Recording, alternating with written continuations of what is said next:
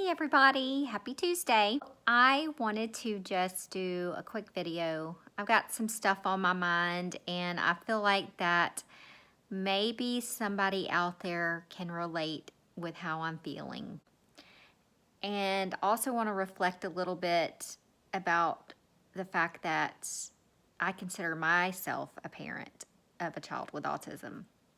Even though I did not give birth to my son, he came with the package that I received when I married his dad. And I've been a part of his life for a really long time, so I consider him my son. But let's talk about medication and what that does to parents who have kids on the spectrum. Autism and all of the many variables that change behaviors, change personalities, change routines, if you will. The most difficult part, I'm not going to say potty training, even though that's pretty difficult. I'm not going to say trying to get them to eat new foods, because we all know that that's really hard. But it is finding the right medication, making a decision on whether or not to go all natural or to use prescription medication, or to not do any type of supplements or medication. And the one thing that I see a lot when I read, I'm on different parenting sites, different autism sites. I try to share this information as well. The one thing that I see a lot of is my child has this behavior issue that's going on, and I don't know what to do. I've tried everything. We've tried all the medicines, whatever. I'm going to give you a little tidbit of information. Medication doesn't always work, but it does work sometimes, a lot of the time. But the way that the medication benefits the child is if this child, this individual, takes their medication as directed the same time every day, okay? It's very important to administer your child's medication the correct dosage that the doctor has decided and you have decided as a collaborative team on whatever medication your child is on, to give that child their medication every day, and to be responsible with getting that medication refilled a few days ahead of time. Now, the reason it's important is because a lot of the medications that these kids are on are extended release. And if you're giving that medication at different various times, it's going to mess up eating habits.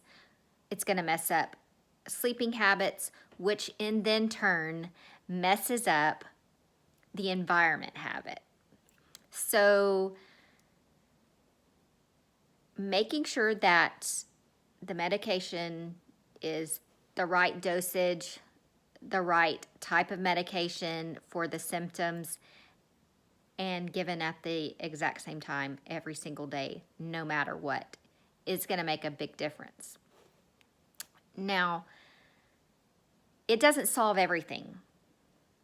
People get build a tolerance to medication, and with some of these, and especially, I'm going to say this, and especially because children are always growing, they're always putting on weight, or their weight, their metabolism is different, then it's not like an adult that can take high blood pressure medicine from age 45 all the way to 80 and never have a change in the dosage.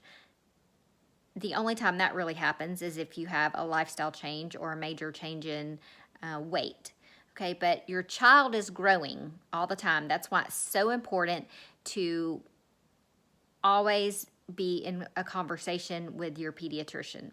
And if your pediatrician does not give you the type of information that you feel like you need to fully understand what medicine your child is taking and why, then find a different pediatrician, okay? That's all there is to it. Find a pediatrician that understands autism, has been trained in autism, and knows how to treat side effects, if you will, of autism. Believe it or not very many pediatricians have been trained in how to deal with autism and the effects of autism. So if you're frustrated with the Ferris wheel of medication loop that always seems to be going on and it never feels like it's working, then what I suggest to you today is to begin a log, a diary, okay? Do it on your phone, do it on a piece of paper, on a calendar, in your kitchen, I don't care. But you need to keep these specific data points daily for about 28 days, okay? It needs to be what time you administer your child's medicine, how much that medicine is, the milligrams, the dosage amount, the name of the medication that you're administering at whatever time, and your child's diet, what your child has eaten that day, or right before or right after you've administered that medication. Once you do that for 28 days, then that is considered baseline. You will start to see a pattern, okay? You will start to see whether your child got up early, went to bed early, depending on when he or she took their medicine. This goes for prescription medication and also for supplements, okay? If you're not giving your child anything and he or she is having behavioral issues or sleeping issues or diet issues, then you still need to keep a log, a diary for 28 days. And I know we're busy. I know we are busy.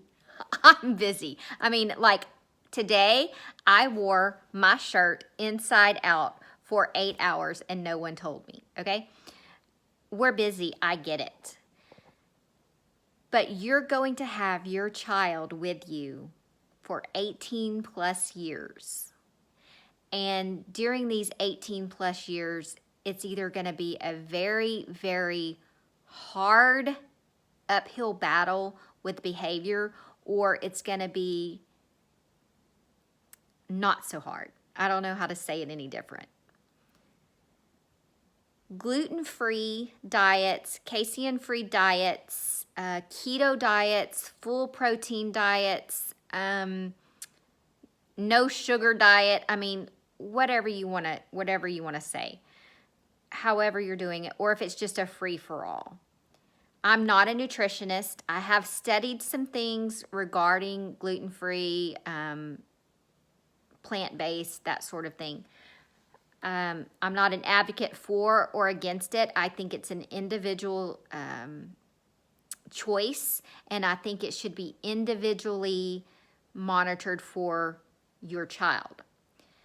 But when a parent comes to me and says, I don't know how to change this behavior, I'm going to look at everything about the situation. I'm going to look at diet. I'm going to look at medication. I'm going to look at supplements. I'm going to look at bedtime routines. I'm going to look at how many times your child has a BM a week.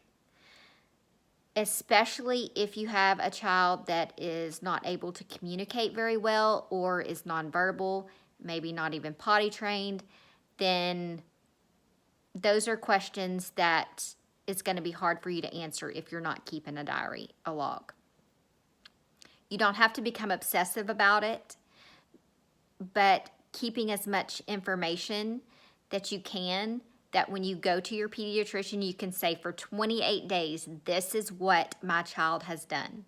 My child has eaten breakfast at this time. My child has eaten this type of food, that sort of thing. Okay, so I'm going to get off my soapbox now. I just really, really, really felt compelled to make this video today because I live it. I know you're living it. I see parents that I work with living it. And, you know, it takes a village to raise these kids. It really does. So if you enjoyed this and if you have any tips that you can give us, feel free to share, because we're all looking for ideas on how to manage our kiddos. Thank you again for listening. Bye.